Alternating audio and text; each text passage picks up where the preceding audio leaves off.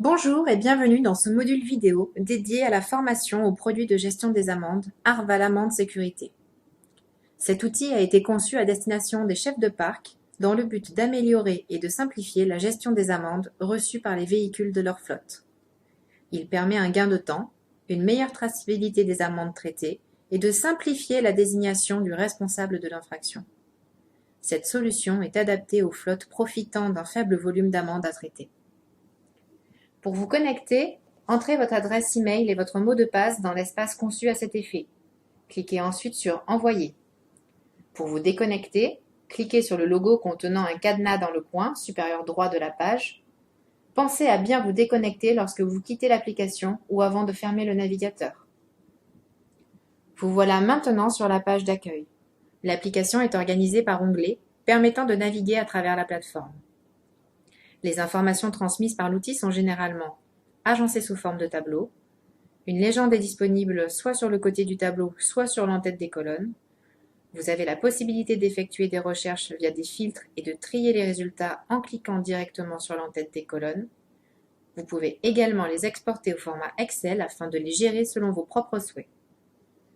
Le tableau offre une vision globale des infractions commises par les véhicules de votre flotte. Il permet d'un simple coup d'œil de visualiser celles qui ont été traitées et celles qu'il vous reste à traiter. En cliquant sur une journée dans ce tableau, vous êtes redirigé sur une page affichant chacune des infractions commises au cours de cette journée. Pour les traiter, passons à l'onglet « Je visualise les défauts d'affectation ».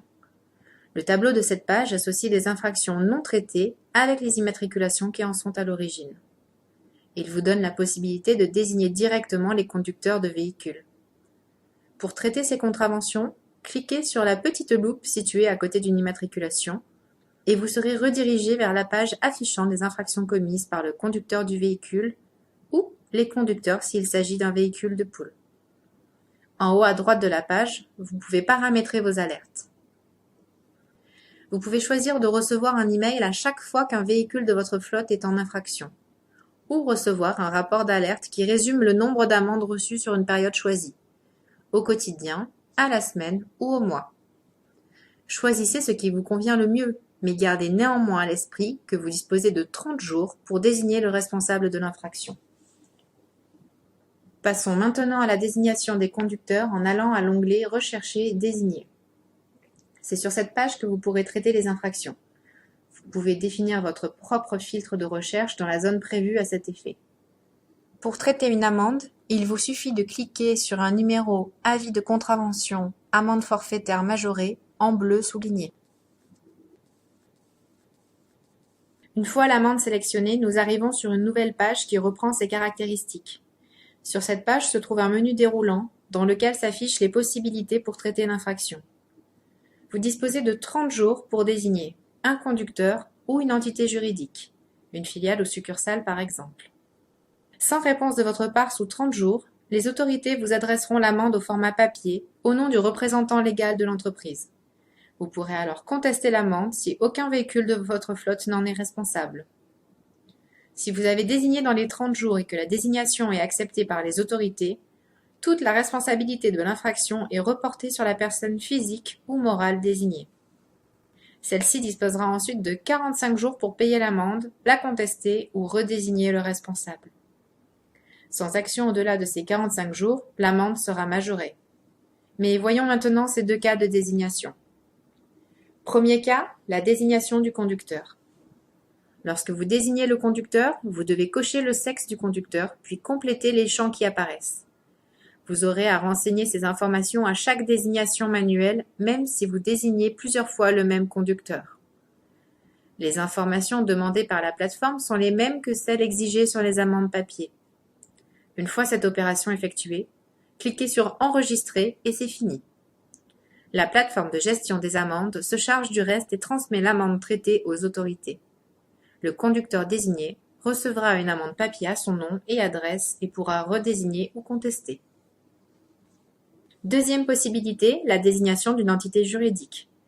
Si vous décidez de désigner une société, une filiale par exemple, vous devez également compléter les champs puis cliquer sur « Enregistrer ». La plateforme de gestion des amendes se charge du reste et transmet l'amende traitée aux autorités.